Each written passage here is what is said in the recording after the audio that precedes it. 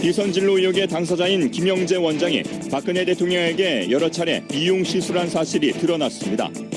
특검은 압수수색과 병원 직원들의 진술을 토대로 김 원장을 조사한 결과 청와대에서 최소 서너 차례 필러와 보톡스 같은 시술을 했다는 자백을 받아냈습니다. 또 특검은 대통령 피부과 자문의를 지낸 정기양 연세대 교수도 청와대 관저에서 박 대통령에게 필러와 보톡스 같은 미용 시술한 사실도 확인했습니다. 앞서 김 원장과 정 교수는 지난해 12월 최순실 국정농단 국정조사 청문회에서 대통령 미용시술 의혹을 부인한 바 있습니다. 이에 특검은 국회 측에 두 사람을 위증 혐의로 고발해 줄 것을 요청한 상황. 그간 여론에서 숱하게 제기된 대통령 비선진로 의혹이 특검 수사 결과 사실로 드러난 가운데 수사 종료 5일을 앞둔 특검이 남은 수사 기간 동안 또 어떤 성과를 낼지 귀추가 주목됩니다. 2월 23일 목요일 정봉주의 품격시대 두 번째 이슈 들어가겠습니다. 최순실 씨 단골 성형외과 원장이죠. 김영재 원장이 특검에서 그동안의 말을 뒤집고 자신이 대통령에게 미용시술했다고 드디어 자백했습니다. 이 문제와 관련 전문가 세 분 모시고 말씀 나눠보도록 하겠습니다. 장윤선 오마이TV 방송국장은 계속 자리 지켜주시면서 보톡스 맞을 준비하고 계시고요.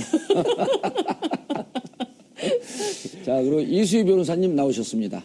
네, 안녕하세요. 오랜만에 나오셨어요? 예, 오랜만에. 보톡스 전문가세요? 아니요, 저는 그런 거 맞아본 적은 없는데. 예, 예, 저는 수시로 맞습니다. 아, 그래요? 예. 좀 병으로 옮기시는 게 나을 것 같아요. 예. 주로 여기서 많이 잡혔어요? 지금 맞을 달이 지났어요. 그렇군요. 예. 예. 자, 그리고 최진봉 교수님. 네, 안녕하십니까. 모처럼 그 파트너가 바뀐 거예요? 어떻게 된 거예요? 최진영 변호사가 원래 계속 나오셨었는데? 그랬었죠. 예. 제 대타로 오를 나온 것 같아요. 아, 전문용어로 근데 뭐 땜빵. 저는 그냥 이수희 변호사님이 더 좋은 것 같습니다, 파트너. 그렇게 하시죠. 이제 앞으로 네. 이렇게 패키지로. 네, 그렇게 가는 게 좋을 것 같습니다. 예, 알겠습니다. 최진영 변호사가 제 대학 후배예요. 아, 그럴 수 그렇습니다. 없어요. 아, 최진봉 교수님의 그 견해를 잘 참고해서 우리 마음대로 결정합니다. 자, 시청자 여러분도 저희 말씀 나누는 동안에 샵 5400으로 토론에 참여해 주시길 바라겠습니다. 장윤선 국장님, 네. 김영재 원장이요. 네. 주치의가 아닌데 네. 보안 손님으로 등록돼 있단 말이에요. 보안 손님으로 등록이 돼 있고 박근혜 대통령의 피부과 주치의는 따로 있습니다. 따로 있죠. 예, 이따가도 이제 있고요. 말씀드릴 텐데. 예. 근데 이분이 결국 계속 진료한 의혹을 받아오는 것을 거부하다가 네. 결국 자백을 했거든요. 예. 그러니까 저는 이게 두 가지 장면이 한꺼번에 이제 오버랩이 됐는데요. 하나는 국정조사 예. 때 김영재 원장이 전부 부인을 했어요. 그러면서 김영재 원장이 무슨 얘기를 했냐면 대통령을 만나러 부인과 함께 동부인해서 청와대에 간 적은 있다. 근데 가서 우리가 만든 화장품 피부 트러블이 색조. 네. 있을 때 그게 왜 그런지 좀 설명을 드리고 같이 김밥을 나눠 먹으면서 몇 말씀 나누고 왔다. 그런 정도였지. 무슨 우리가 YJ콥스에 뭘 시를 팔려고 한다거나 의료농단을 하려거나 의원님 절대 그런 일은 없었습니다라고 했는데 예. 그 부인이 구속되지 않았습니까? 예. 박채윤 씨가 구속되고 사실 김영재 원장은 그러면 괜찮은 거냐라고 계속 특검이 조사를 했었고 실제 예. 자택과 병원 압수수색을 통해서 나온 정보를 종합해서 근데 이제 부인이 구속돼 있으니까 이분에 대해서는 불구속 상황에서 수사를 계속한다 이런 것 같아요. 예. 네, 지금 상황. 자, 당시에 국회에서 네. 부인하던 위증 장면. 그렇죠. 위증 장면이죠. 이제 예, 지금 보면 예, 그렇죠. 그 장면 한번 보고 말씀 이어가도록 하겠습니다. 네. 자, 전문가로서 이 주사바늘 자국과 피멍 자국에 대해서 어떻게 소견을 갖고 계십니까? 이것은 필러 같습니다. 네. 필러죠? 예. 대통령 얼굴에 필러 시술은 그럼 누가 한 것으로 추정됩니까? 이거는 의료진 중에 저는 잘 모르겠습니다. 왜냐하면 처음 보는 사실이기 그렇게 때문에. 이야기하시면 안 되죠. 김영재 정의는 대통령 안면 시술 하신 적 있습니까? 없습니다. 전혀 없습니까? 네. 한 번도 없습니까? 네, 없습니다. 자, 이제 저렇게 한 게 나왔단 말이에요. 예, 예. 그럼 위증이 되는 거예요? 어떻게 되는 겁니까? 위증은 맞죠. 예. 위증죄는 뭐 저기 성립이 될 것 같은데 저 때 아마 그랬던 것 같아요. 자기 부인인 아내인 박채윤의 그 죄가 있으니까 예. 그런 것을 감추기 위해서 그리고 본인도 저는 아직 좀 뭔가 의료법 위반에 뭔가 있는 것 같은데 그걸 감추기 위해서 시술한 적도 없고 뭐 이렇게 해서 이제 전면 부인으로 나갔던 것이 아닌가 그랬는데 이제 박채윤 씨가 그것도 좀 공교롭게 본인이 녹음한 그 안종범 전 수석과 녹음한 뇌물을 주고받은. 그 뇌물 주고받았던 뇌물 그 뭐 불도장 얘기 나오는 네. 그 녹음 파일이 나오면서 이제 얘기를 할 수밖에 없게 된 상황이죠. 그런데 저는 좀 주목했던 것이 그 박채윤 씨가 특검에 출두할 때 우리 특검이 자기를 이제 그 강압을 한다라면서 뭐 김영재 원장 자기 남편이 뭐 대통령한테 시술했냐고 막 강압적으로 지금 그걸 자백하라고 강압하고 있다. 그런 뭐 그 좀 샤우팅을 했었죠. 예. 그랬는데 뭐 여하튼 김영재 원장이 어떤 이유든 여하튼 자백은 했어요. 예. 그런데 제가 보기에는 좀 부인의 구속이 심리적으로 상당한 압박을 준 거는 맞다. 근데 그렇다고 해서 그게 뭐 가혹행위나 그런 거는 아니고. 근데 사실상 박채윤의 구속이 그러니까 결국 박채윤 본인이 녹음했던 녹음 파일이 남편의 자백을 이끌어낸 거죠. 예. 특검 뒷얘기를 들어봤더니 특검은 이제 그 사실 처음에 관심이 대통령의 7시간 여기에 분명히 시술을 하긴 누가 한 것 같은데 거기에 이제 심증을 갖고 김영재 원장이 이 부분에 대해서 얘기를 안 하고 계속 부인을 하니까 보통 이제 부인이 보니까 YJ콥스 병원 그 회사 큰 회사를 운영하고 있단 말이에요. 이쯤 되면 이제 횡령이나 뭐 배임 정도는 대충 나오니까 그쯤 정도 될 것이다 그러고 압수수색을 해봤더니 신받다가 된 거 아니에요. 녹음 파일이 나오면서. 근데 지금 교묘하게 지금 세월호 7시간에 특검은 이거 시술이 있었다는 심증은 있다. 지금 물증을 못 찾고 있다. 지금 그렇게 말씀을 하시는데 그걸 알 수가 없어요. 알 수 세월호 없죠. 그러니까 저는 국회 청문회에서 이 그 비선 진료들을 그 증인들 불러놓고 계속 세월호 7시간에 뭔가 시술이 있지 않았느냐 아니면 프로포폴 나온 게 있는 거 아니냐 거기에 꽂혀가지고 그 긴 시간을 밤새도록 하는 그 긴 시간을 놓친 것들이 많았다라고 저는 생각해요 개인적으로는. 그래서 좀 지금 물증이 안 나온 상황에서 계속 그 세월호 7시간에 무슨 시술 쪽에 꽂혀가지고 외려 더 큰 걸 놓치고 있는 거 아닌가 저는 그런 거는 좀 지적을 하고 싶습니다. 알겠습니다. 근데 이제 그 국민들의 관심은 세월호 7시간에 이제 가 있긴 분명한 거거든요. 최 교수님. 예. 부인이 뇌물죄로 구속됐죠. 그렇죠. 그리고 이제 한간에 언론에서 나왔을 때는 이런 얘기까지 나왔단 말이에요. 이게 그 위증도 위증이지만 예. 의약법 관리 뭐 이런 거 예. 이런 게 좀 그런 부분이 있었죠. 위반에 있지 않겠느냐. 예. 그런데 이제 결국 자백이 됐단 말이에요. 그렇죠. 앞으로 이제 그럼 특검이 좀 어느 쪽으로 몰아가는 겁니까? 뭐 일단 이렇게 봐야 될 것 같아요. 박근혜 대통령이 관저에서 김영재 비선 의사죠. 왜냐하면 김영재는 아무 그게 없잖아요. 자문이거나 뭐 주치이거나 이런 타이틀이 없는 사람이 관저에 들어와서 박근혜 대통령이 시술한 건 맞는 거잖아요. 시위를 했으니까. 그러니까 그건 명확한 것 같아요. 그것도 의무동이 아니라 관저에 와서 시술을 한 거. 관저에 와서 시술했다. 시술했죠. 그리고 또 자문이었던 정기양 자문이도 시술을 한 걸로 드러났어요. 자백을 했어요. 정기양 그러니까 연세대 세브란스 병원이죠. 교수죠. 예. 2013년에 했고 김영재 원장 2014년에 했고 이렇거든요. 한 달에 한 번꼴로 1월부터 4월까지 2014년 한 달에 한 번꼴로 서너 번 했다. 이거 명확하게 드러난 사실. 그렇다면 박근혜 대통령 관저에서 시술을 받은 건 맞아요. 근데 그게 이제 지금 말씀하신 세월호 7시간 때도 했느냐 아예 문제라고 보고. 근데 명확한 거는 뭐 박근혜 대통령이 시술을 지속적으로 받으신 거 맞는 것 같고 청와대에 구입한 여러 가지 약품들도 보면 시술과 관련된 약품들이 많이 구입이 된 게 증명됐단 말입니다. 그렇다고 하면 박근혜 대통령이 시술 받은 건 맞는 거죠. 근데 그걸 우리가 뭐 비난할 수는 없을 것 같아요. 다만 그게 시술을 받은 게 그 아까 말씀하신 세월호 7시간 안에 들어있다면 그건 비난받을 만하죠. 왜냐하면 그리고 이제 그거는 그 탄핵 그렇죠. 탄핵 사유에도 들어가 있습니다. 네, 그렇죠. 그러니까 사실은 국민들이 죽어가고 있는 상황에서 국가의 최고 통수권자가 만약에 시술 때문에 그걸 제대로 관리 못했다라고 하는 것이 얘기가 되면 그 자체가 이제 엄청난 파장을 불러올 수 있는 거죠. 이제 탄핵 사유의 그렇죠. 헌법 10조 예. 국민 생명권 보호 의무의 위반. 근데 그 연결성을 찾아내는 게 이제 그러니까요. 특검이 중요한 거죠. 그러니까 시술 받은 건 맞으니까 지속적으로 시술을 하셨을 것 같아요. 또 수요일 날 주로 업무를 안 하셨어요. 그러니까요. 예. 그런데 공교롭게도 김영재 원장도 수요일 날 휴진이거든요. 그러니까 예. 물론 지금은 관계가 명확하게 드러나지 않았기 때문에 그렇다라고 얘기할 수는 없지만 공교롭게도 대통령이 주로 수요일 날 일을 안 하신 부분이 공식 일정이 없는 부분이 많았고 그다음에 김영재 원장이 수요일 날 휴진을 해서 이 부분도 연관성이 있다고 추측할 개연성은 있다고 볼 수 있겠습니다. 제가 한 말씀만 좀 추측이죠, 드리자면, 추측. 그러니까 예. 지금 그러니까 중요한 포인트는 이런 것 같아요. 그러니까 제일 간명한 것은 대통령이 나 사실 그날 뭐 했다라고 분명하게 국민들께 밝힌다면 더 이상의 그날 뭘 했을까, 세월호 7시간하고 관련이 있을까 없을까에 대한 국민적 의구심이나 이런 건 안 생기는 거죠. 근데 예. 그분이 말씀을 안 하고 계세요. 그리고 특검에서도 어제 어떤 얘기를 했냐면 이규철 특검보가 자, 우리가 그 세월호 7시간과 관련된 결정적인 단서를 못 찾았다. 안타깝게도 청와대 압수수색을 했다면 우병우 전 민정수석에 대한 구속물죄, 구속영장. 그리고 또 세월호 7시간 보안 손님 관련된 것, 그 다음에 이제 의료농단과 관련된 것들을 의무동 그리고 이제 여러 군데를 그 압수수색하면서 확인할 수 있었을 텐데 그 자체를 못했다. 아쉬움이 그러니까 있다. 압수수색 대장에 의무동이 들어가 있었잖아요. 들어가 있었죠. 예.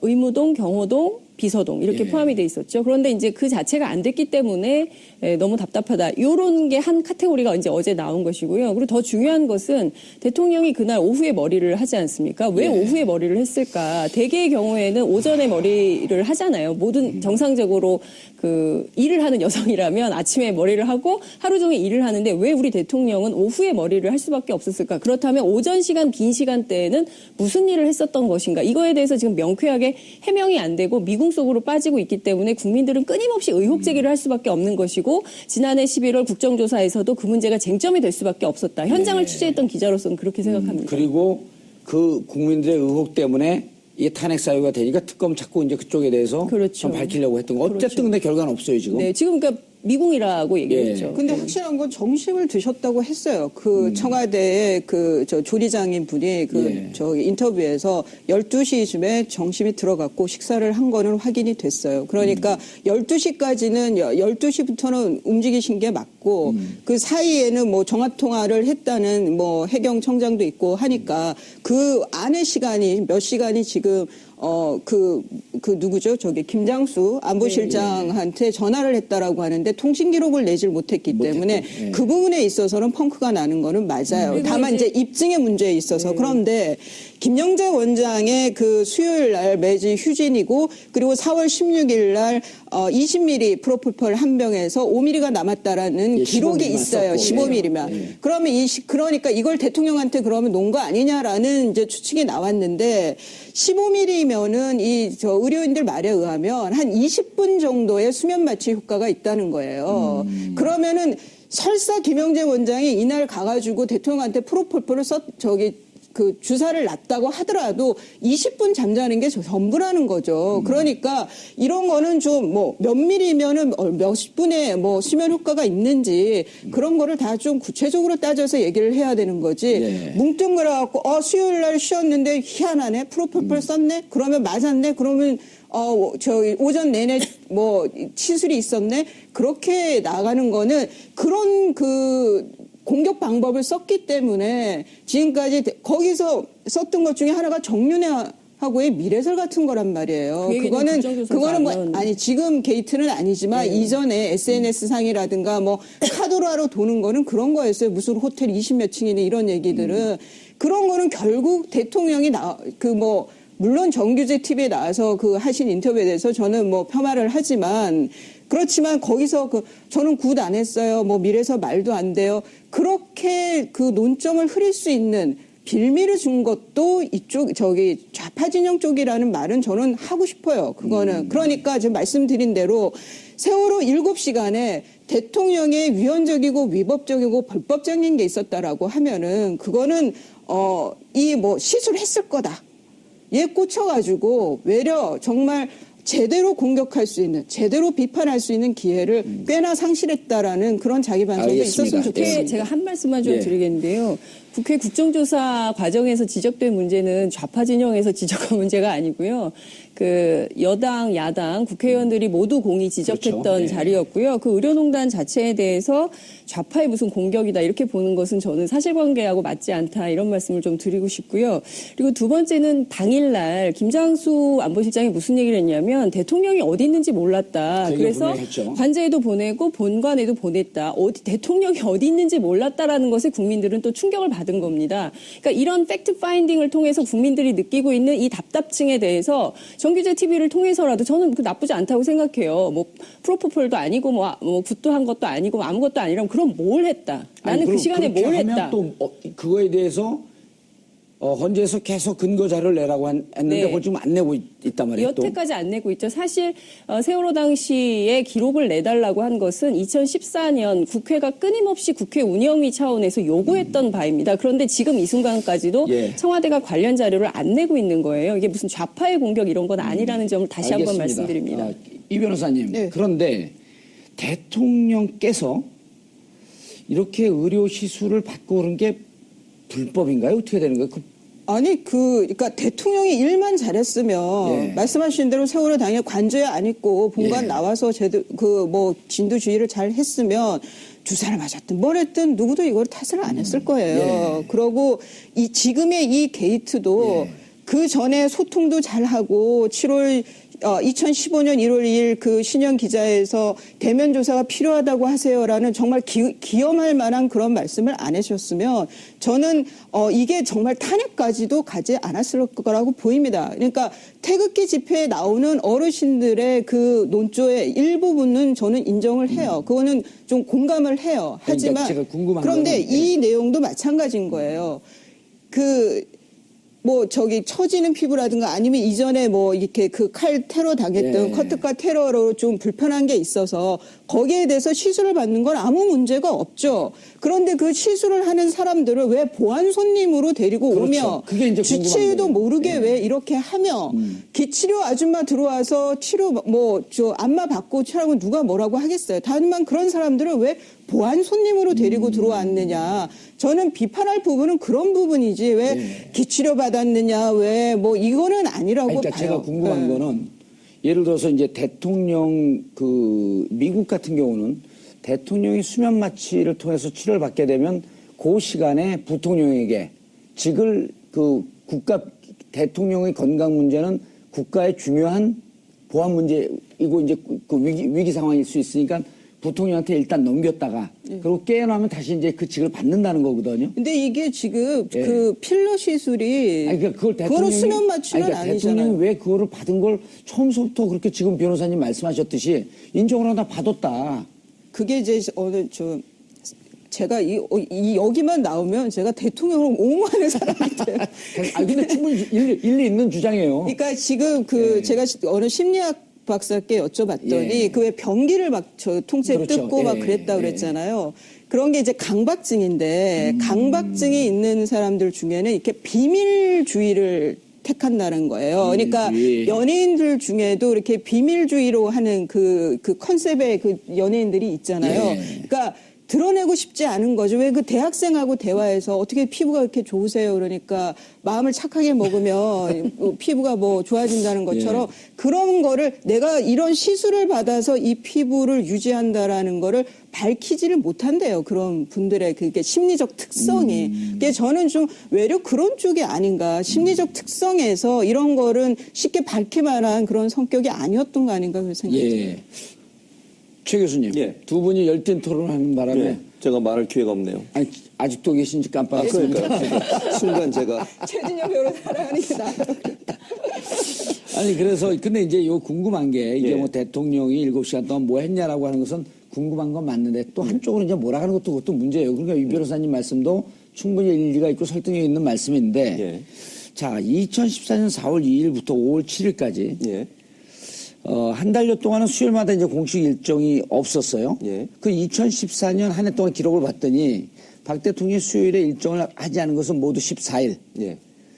이 중에 14일 중에 6일이 4월 한 달 동안에 몰려 있었단 말이에요. 그렇죠. 일정이 없었던 게. 예. 그런데 이제 4월에 또 4월 16일 참석을 하니까 그런 의혹들을 자꾸만 갖는 건데 그리고 참사 당일에 이제 그 관리대장은 프로포폴을 사용한 사실 기록이 있는 것으로 확인이 됐고 예. 또 이제 그것도 은폐하려고 막 찢어버린 그런 것을 찾은 거란 말이에요. 그 그렇죠. 관리대장은. 예.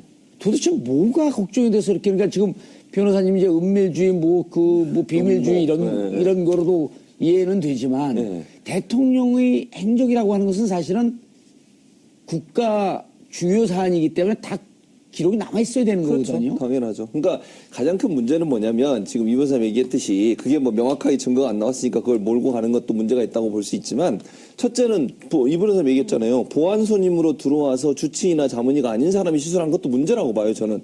대통령이 왜 그렇게 많은 자문의와 주치의를 줍니까? 국가 예산으로 운영되는 거 아니겠어요?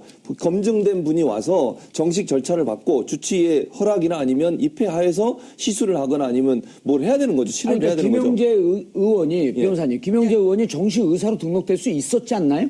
아니 그분은 피부과 전문의가 아니잖아요. 주치는 아니라 하더라도 이분이 등록은 시술을 하는 데 있어서 의료인이니까 시술하는데 전혀 문제가 그렇죠. 없죠. 네. 그리고 주치의한테 이런 시술을 받을 건데 그리고 그 정경 피부과 주치의도 그 시술을 했대잖아요. 그렇죠. 필러나 네. 이런 거를. 그렇다 그러면은 문제될 건 없어요. 등록은 될 의료법은. 수 있을 거 아니에요. 등록을 한다고 그렇죠. 했다 치면. 의료법으로 전혀 문제가 안 돼요. 예. 그런데 나중에 지금 그 결과론적이지만 부인이 지금 그 사업이 걸려 있잖아요. 그러니까 최순실 입장에서는 안 드러내고 싶었을 수도 있을 것 싶은 같아요. 사람이었다. 근데 문제는 뭐냐면 그 사람들이 아까도 지적하셨지만 비선으로 들어왔잖아요. 보안 손님으로. 그러니까. 그건 문제잖아요. 그러니까 정당하게 들어와야죠. 정작 절차를 밟아서. 이영선이 연락하게 되면은 안봉문을 통해서 네, 들어오고 그렇게 등록 들어간 없이. 거잖아요. 그거는 문제가 있는 거죠. 보안 시스템 자체가 뚫린 거 아니겠습니까? 그렇죠. 그리고 제대로 기록을 남겨야죠. 시술을 했으면 어떻게 했다는 게 다 남겨 있어야